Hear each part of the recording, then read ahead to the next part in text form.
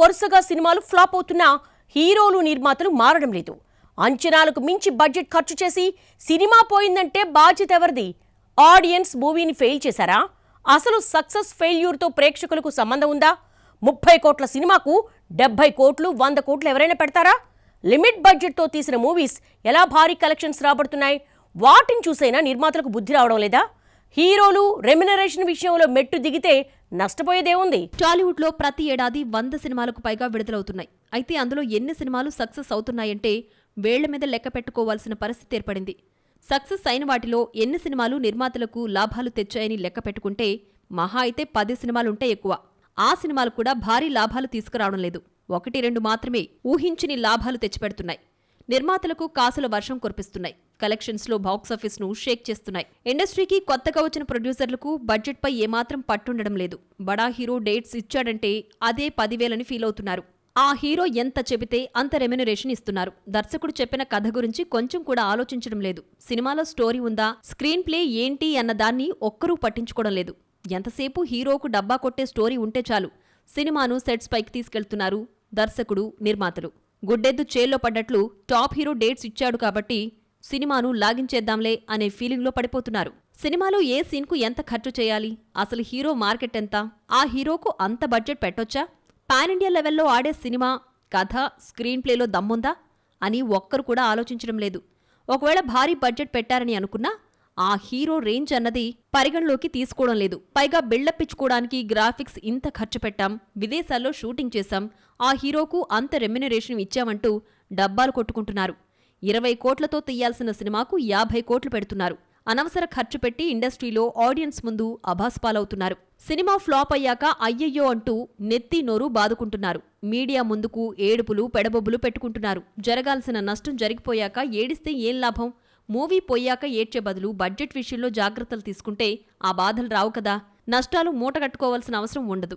అప్పులు పాలయ్యే బాధ తప్పుతుంది. ఇవన్నీ పట్టించుకోకుండా ఇష్టం వచ్చినట్లు ఖర్చు చేసేసి సినిమా పోయిందని ఏడిస్తే ఏ హీరో కూడా రెమ్యునరేషన్ను వెనక్కివ్వడు. అలా మరో సినిమా చేద్దామని సానుభూతి కూడా చూపడు. హీరో బిజినెస్ వాల్యూమ్ను ఒక్కరంటే ఒక్క నిర్మాత కూడా అంచనా వేయడం లేదు. 40 కోట్ల బడ్జెట్తో చేయాల్సిన మూవీ 70 కోట్లు పెట్టేస్తున్నారు. పోనీ ఆ హీరోకు జనంలో క్రేజ్ ఉందా అంటే అదీ లేదు. మార్కెట్ ఉందా? లేదు. అసలేం చూసి నిర్మాతలు డబ్బును ఖర్చు చేస్తున్నారంటే ఒక్కరికి క్లారిటీ ఉండడం లేదు. బిజినెస్లో ప్రొడక్షన్ ఎకనామిక్స్ చాలా కీలకం. కానీ ఇదే నిర్మాతలకు కరువైంది. సినిమాను పూర్తిగా గాల్లో తీయడంతో ఏదీ సక్సెస్ కావడం లేదు. నిర్మాతను గట్టెక్కించడం లేదు. ప్రొడ్యూసర్లే చేజేతులా తమ కెరీర్ను నాశనం చేసుకుంటున్నారు. ఏ సినిమాను ఆడియన్స్ ఫెయిల్ చేయడం లేదు. నిర్మాతలే తమ సినిమాను తాము నాశనం చేసుకుంటున్నారు. అక్కినేని అఖిల్ నటించిన లెనిన్ మూవీకి ఏకంగా 70 కోట్లు ఖర్చు చేశారు. అసలెందుకు అంత ఖర్చు చేశారు?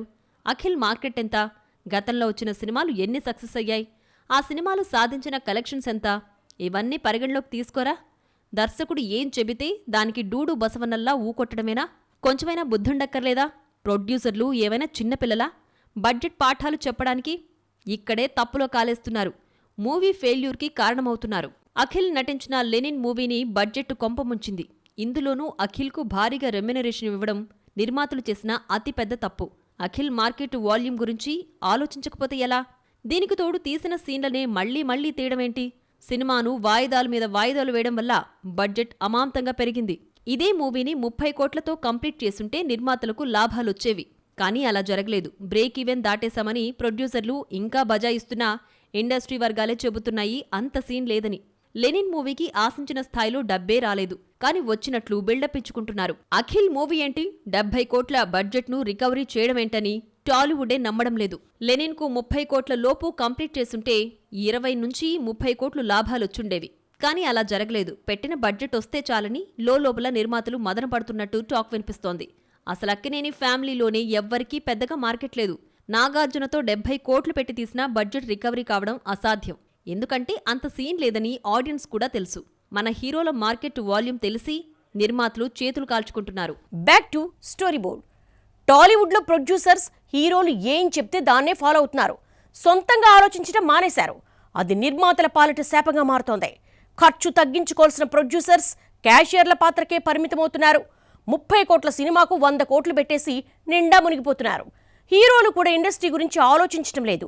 ఎంతసేపు తమ జోబులోకి ఎంతొచ్చిందనే ఆలోచిస్తున్నారు. తెలుగు ఇండస్ట్రీకి విలన్లు ఎవరైనా ఉన్నారా అంటే అది హీరోలు మాత్రమే. ఆ తర్వాత డైరెక్టర్లు, నిర్మాతలే.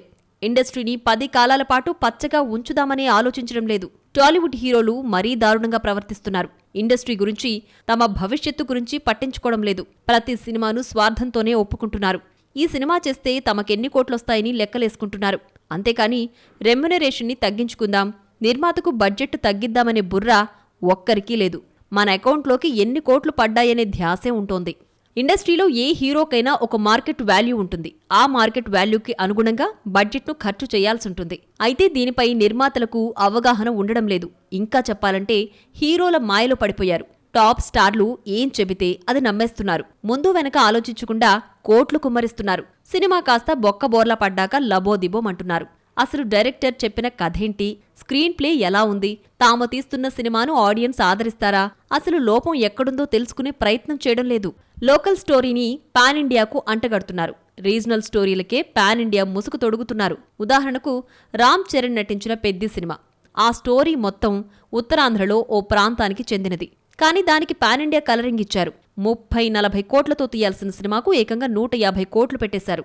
ఇందులోనే హీరో రామ్ చరణ్ కు రెమ్యునరేషన్ భారీగా ముట్టచెప్పారు. గ్లోబల్ స్టార్ అనే ట్యాగ్ వేసేసి బడ్జెట్లో 70-80% చిరంజీవి సుపుత్రుడికి ఇచ్చేశారు. కథలో దమ్ము లేకపోతే ఏ హీరో ఉంటే ఏం లాభం? 150 కోట్లు ఖర్చు చేశారని ఫ్లాప్ సినిమా హిట్ అవుతుందా? లేదంటే హీరోను చూసి ఆడియన్స్ ఏమైనా థియేటర్లకు క్యూ కడతారా? ఏ మూవీ అయినా సరే కథలో దమ్ముంటే ప్రేక్షకులు సినిమాను చూస్తారు. 10 మందికి చెబుతున్నారు స్టోరీ బాగుందని. ఇవన్నీ వదిలేసి హీరోలకు 100 కోట్ల రెమ్యునరేషన్ ఇవ్వడమేంటి? గ్రాఫిక్స్కు, విదేశాల్లో షూటింగ్లకు కోట్లు తగలేయడం నిర్మాతలు, హీరోలు చేస్తున్న తప్పు కాదా? భోజ్పురి సినిమా తీసుకొచ్చి టాలీవుడ్లో తీస్తే జనం చూస్తారా అంటే సమాధానం మాత్రం దొరకదు. పెద్ది విషయంలో కూడా జరిగిందిదే. టాలీవుడ్లో ఉన్న టాప్ హీరోలు ఎవ్వరైనా సరే రెమ్యునరేషన్ విషయంలో పట్టు విడుపులకు వెళితే సినిమా మనుగడ సాధిస్తుంది. 200 కోట్లు పెట్టి తీసే సినిమాలో ఒక్క హీరో రెమ్యునరేషన్కి 80% బడ్జెట్లో ఖర్చవుతుంది. హీరోయిన్లు, క్యారెక్టర్ ఆర్టిస్టులు, ఇతర టెక్నీషియన్లకు అయ్యే ఖర్చు కేవలం 20% మాత్రమే. అదే హీరోలు రెమ్యునరేషన్లు తగ్గించుకుంటే సినిమా బడ్జెట్ ఆటోమేటిక్గా తగ్గుతుంది. తద్వారా తక్కువ బడ్జెట్లోనే సినిమా పూర్తవుతుంది. అప్పుడు మూవీకి నష్టాల భారం తగ్గుతుంది. నిర్మాతలు అప్పుల పాలయ్యే ముప్పుండదు.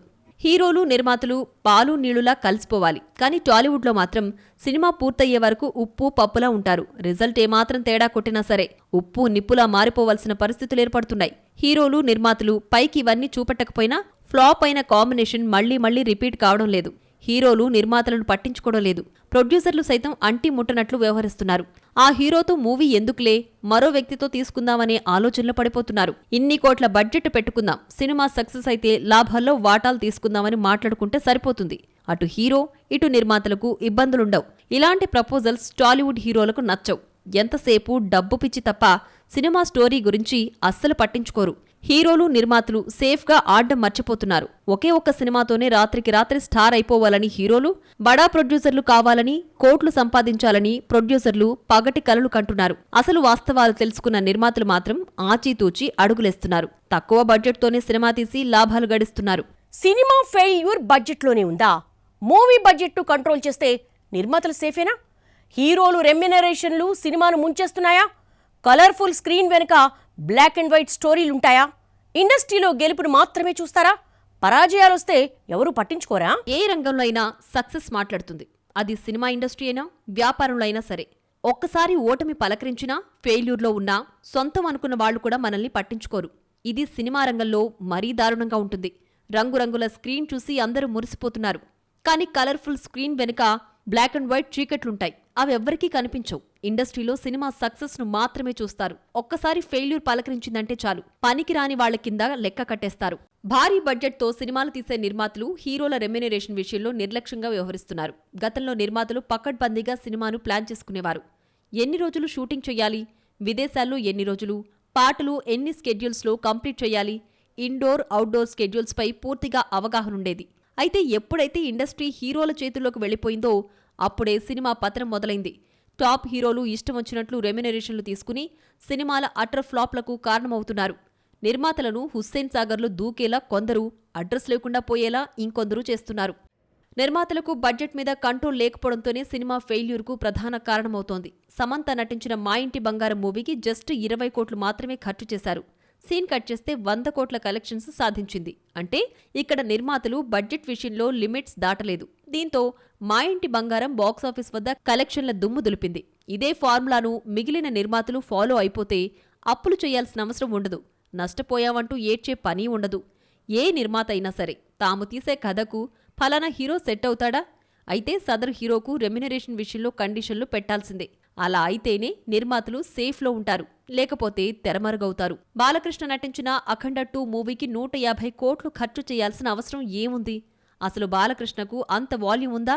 అసలు బాలయ్య రేంజ్ జస్ట్ 2 రాష్ట్రాల్లోని కొన్ని వర్గాలు మాత్రమే. మార్కెట్ లేని హీరోకు ఎవరైనా 150 కోట్లు ఖర్చు చేయడం బూడిదలో పోసిన పన్నీరు వంటిదే. ఇక రామ్ చరణ్ నటించిన గేమ్ చేంజర్ మూవీకి నిర్మాతలు ఏకంగా 200 కోట్లు బడ్జెట్ పెట్టారు. దర్శకుడు శంకర్ను నమ్ముకున్న ప్రొడ్యూసర్లు నిండా మునిగిపోయారు. గేమ్ చేంజర్ నిర్మాతలకు భారీ నష్టాలను తెచ్చిపెట్టింది. బడ్జెట్ పెరిగితే వడ్డీలకు తెచ్చి కంప్లీట్ చేస్తున్నారు. తెచ్చిన అప్పులు చెల్లించలేక కోర్టుల చుట్టూ తిరుగుతున్నారు. ప్రభాస్ నటించిన రాధేశ్యామ్, రాజాసాబ్ సినిమాల గురించి ప్రత్యేకంగా చెప్పనక్కర్లేదు. ఈ రెండింటికి కనీసం బడ్జెట్లో సగం కూడా రాలేదు. సినిమా రిలీజ్కి ముందు భారీ హైప్ క్రియేట్ చేశారు. విడుదలయ్యాక సీన్ మొత్తం రివర్స్ అయింది. కలెక్షన్ల గురించి ప్రొడ్యూసర్లు వాస్తవాలు చెప్పుకోలేకపోయారు. ఇక ఎంతో ఆర్భాటంగా వచ్చిన ఆచార్య మూవీని నష్టాలే పలకరించాయి. మెగాస్టార్ చిరంజీవి, రామ్ చరణ్ నటించిన ఓన్ బ్యానర్లో తీసినా ఆడియన్స్ పట్టించుకోలేదు. భారీ బడ్జెట్ అయితే సినిమాలో స్టోరీ ఎక్కడుందని ప్రశ్నించారు. ఇలా చెప్పుకుంటూ పోతే ఎన్నో సినిమాలున్నాయి. భారీ బడ్జెట్తో తెరకెక్కినవన్నీ అడ్రస్ లేకుండా పోతున్నాయి. థియేటర్లలో 10 రోజులు కూడా ఆడటం లేదు. చిన్న బడ్జెట్ సినిమాలు సక్సెస్ అవుతున్నాయి. ఆ నిర్మాతలు ఆచితూచి ఖర్చు చేస్తున్నారు. బడ్జెట్ పెరగకుండా జాగ్రత్తలు తీసుకుంటున్నారు. తక్కువ ఖర్చుతో తీస్తున్న సినిమాలన్నీ నిర్మాతలకు వరంగా మారుతున్నాయి. మూవీ ఫ్లాప్ అయినా నష్టాలు మాత్రం రావడం లేదు. బ్రేక్ ఈవెన్తో సేఫ్గా బయటపడుతున్నారు. పెద్ద సినిమాల్లో కథకి హీరోలను బ్యాలెన్స్ చేయడంలో ప్రొడ్యూసర్లు బొక్క బోర్లా పడుతున్నారు. బడ్జెట్పై కంట్రోల్ ఉంటే సగం సినిమా సక్సెస్ అయినట్లే. మూవీ సక్సెస్ ఫెయిల్యూర్ అనేది బడ్జెట్లోనే ఉంది. దీన్ని నిర్మాతలు కంట్రోల్ చేస్తే ఏ సినిమాకు నష్టాలు రావు. ఇప్పటికైనా నిర్మాతలు, హీరోలు ఒక అవగాహనకొచ్చి బడ్జెట్పై పరిమితులు పెట్టుకుంటే టాలీవుడ్ 3 పువ్వులు 6 కాయలుగా వర్ధిల్లుతుంది. ఇది ఇవాళ స్టోరీ బోర్డ్. మరో ఇంట్రెస్టింగ్ అంశంతో మళ్ళీ కలుద్దాం. నమస్తే.